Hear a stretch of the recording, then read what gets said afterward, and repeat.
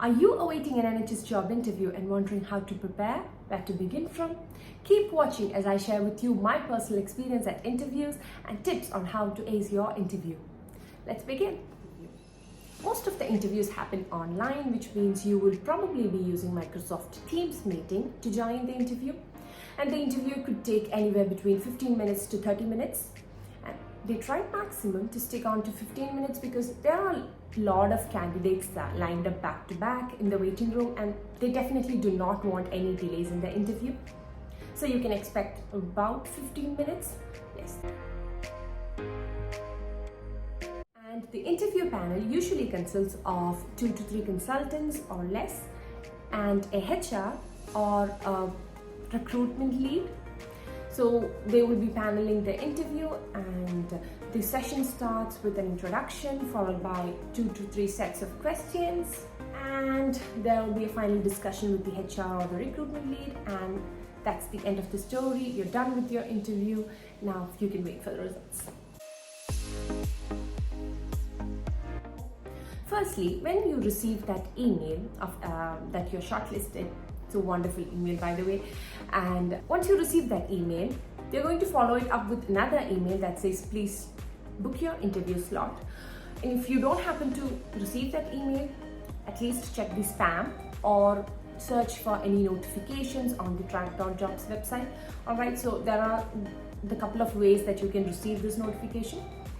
And you need to make sure that you book the interview slot before the deadline. Alright, there's going to be a couple of days given to you, so that's not a problem. Secondly, you will receive the date and time for your interview mentioned very clearly in your email or track.jobs website, and also there will be a link which helps you join into the meeting room, usually via the Microsoft Teams meeting. You want to make sure that you enter the meeting room a couple of minutes before the scheduled time, because you want to show that you're really interested and you're excited and you're down there waiting. That is something that the interviewers might appreciate. Another thing that you don't want to miss out is going through the job advert very clearly, reading all the PDFs, including job description, person specification, and the trust values. Very important. So make sure to read through all these PDFs and try to bring in points from this into your answers, meaning you can definitely elaborate how you meet the trust values and how you like to uphold them in your clinical practice.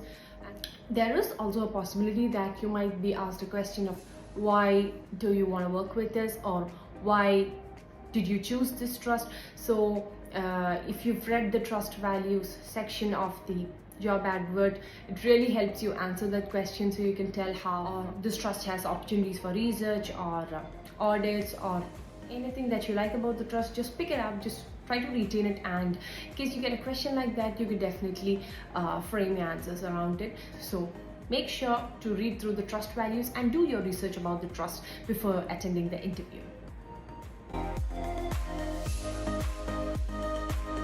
So what are the sections of the interview?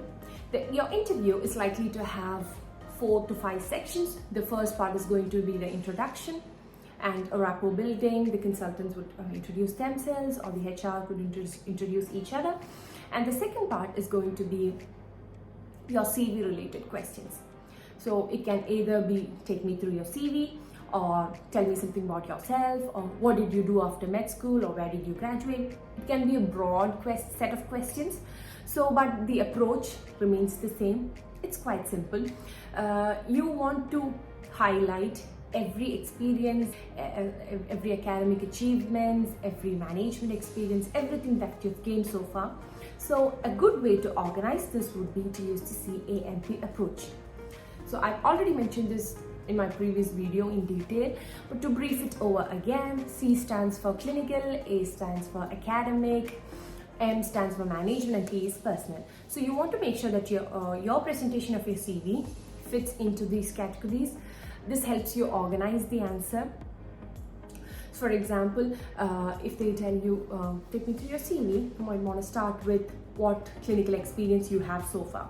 So that means you should say how many years you have worked, what level you have worked, mean what grade in equivalent to the NHS you have worked, and what all responsibilities you carried out, and what that has helped you gain, and what are your short-term future goals. All right.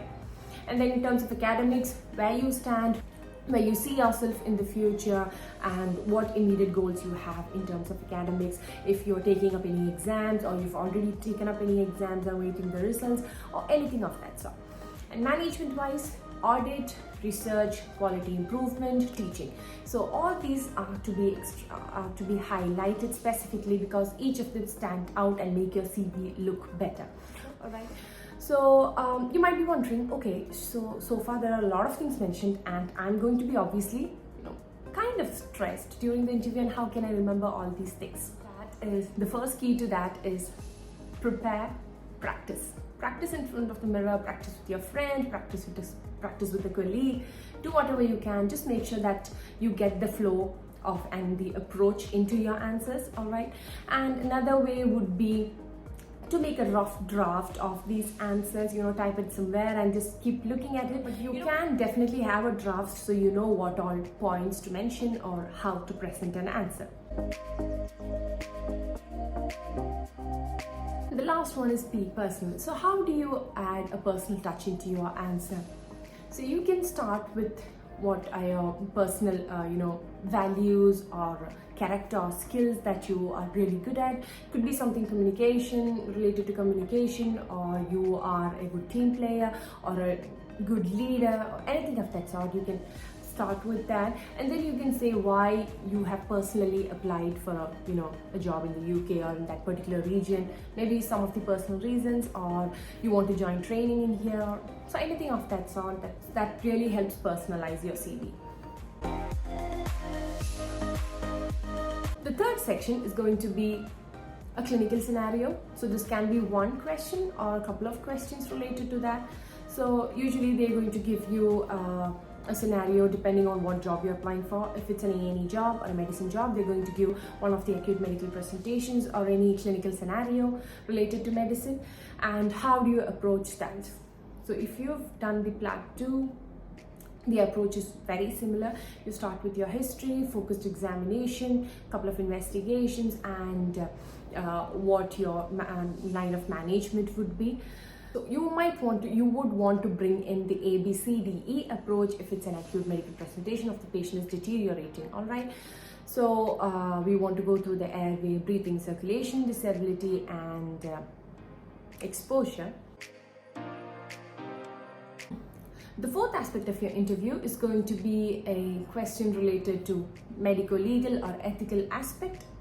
A couple of examples would be a colleague presenting to work smelling of alcohol, or an error that occurred from your side and related to patient care, and how would you go about correcting it, or something of that sort. So it's basically going to be the same. You just want to make sure that you approach the question using the SEIES method. So the S stands for seeking information. So whenever you're presented with a case, for example, a colleague, or you overheard someone say that this colleague did that, something wrong. So you want to firstly confirm the information. So get more information, seek information, and make sure the things that you heard or that you suspect are true.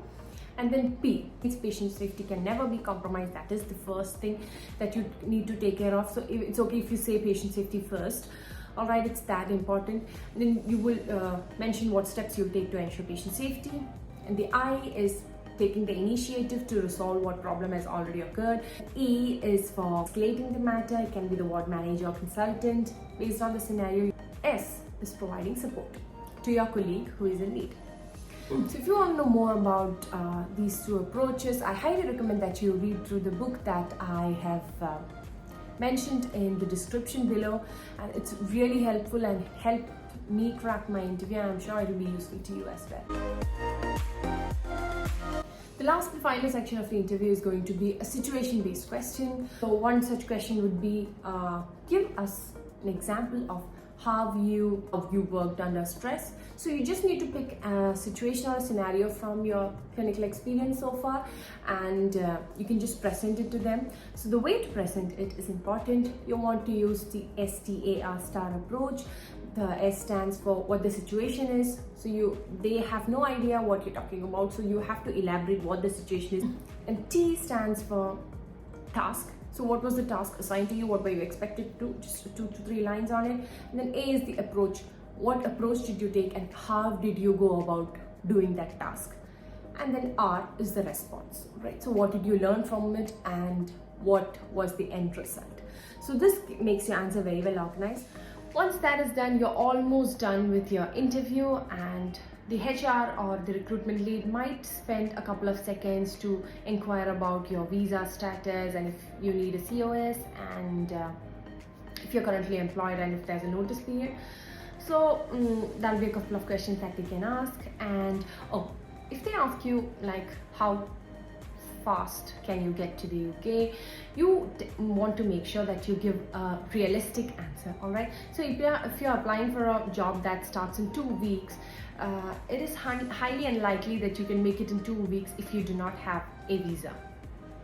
So they have to issue the COS for you, and then you have to apply for visa. The visa can be received in 2 to 3 days or 10 days, that's okay, but the major thing is the COS. So based on common research, COS can take anywhere between a month, 2 weeks to 3 months.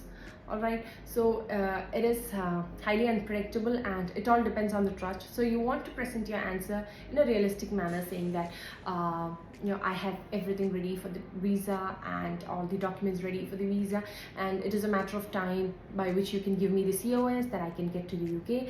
And finally, one of the panel members might ask you if you have any questions, and if you have any questions, very good for you. Just something relatable, something you want to know about this job, something that they've left out in the job advert, definitely you can go ahead and ask about it. And please be sure that you do not ask about a particular thing that is already mentioned in the job description or in one of the PDFs attached to the job advert. You don't want to make it repetitive. So anything new, any new opportunity, any new research regarding anything related to the trust, you can definitely go ahead and ask them. One last thing I would like to say is that you've applied for the job, you've shown all your capabilities, all your qualifications, and the interview panel has definitely seen something in you and they want to recruit you. That is why they have given you this opportunity. So go out there, be confident, be yourself, just ace the interview and you'll be just fine. Just all the best for your interviews, and thank you so much for watching.